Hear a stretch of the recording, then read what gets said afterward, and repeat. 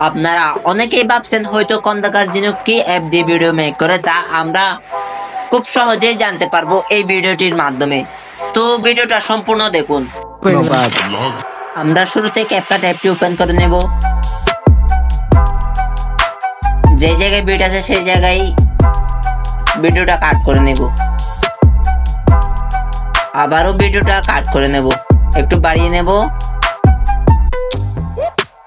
Bit অনুযায়ী ভিডিওটা কিন্তু কাট করতে হবে আমাদের, তারপর আমাদের হয়ে যাবে খন্দকার ঝিনুকের মতো ভিডিও। তো ভিডিওটা সম্পূর্ণ দেখুন, আমি কিভাবে দেখাচ্ছি সেটা আপনারাও দেখুন, তাহলে আপনারা জানতে পারবেন খন্দকার ঝিনুকের মতো ভিডিওটি।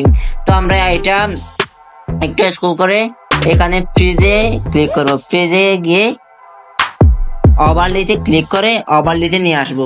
ওভারলেতে নিয়ে আসার পর তারপর ভিডিওটা স্প্লিট করে দিয়ে কাট করে নেব। কাট করে নেওয়ার পরেই সেটা একটু হালকা ছোট করে নেব। রিমুভ ব্যাকগ্রাউন্ড এ ক্লিক করে অটো রিমুভালে ক্লিক করব। অটো রিমুভালে ক্লিক করার পর তারপর এখানে একটা কি ফ্রেম অ্যাড করার দরকার হবে। আমরা কি ফ্রেমটি অ্যাড করে দেব। প্রথমে একটা বসিয়ে দিলাম কি ফ্রেম, তারপর আবার শেষে একটা কি ফ্রেম, আর প্রথমে একটা কি ফ্রেম। তারপর ভিডিওর লেয়ারটা ছোট করে দিলাম। ছোট করার পর ভিডিওটার উপরে তুলে তারপর এখানে আবারও একটা কি ফ্রেম অ্যাড করে দেব।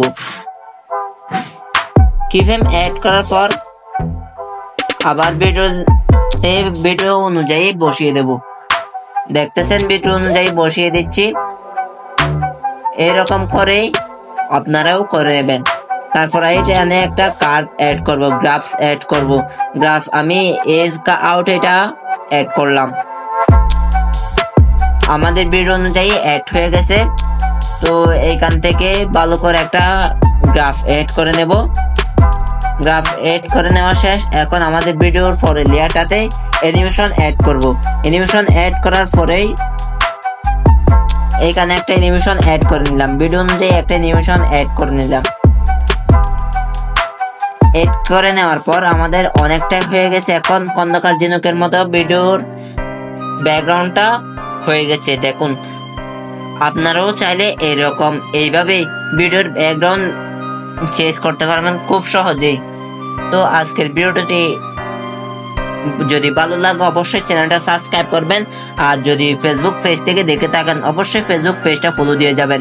ভিডিওটি শেষ পর্যন্ত দেখার জন্য ধন্যবাদ। আর এইরকম এডিটিং টিউটোরিয়াল পেতে চ্যানেলটা সাবস্ক্রাইব করুন।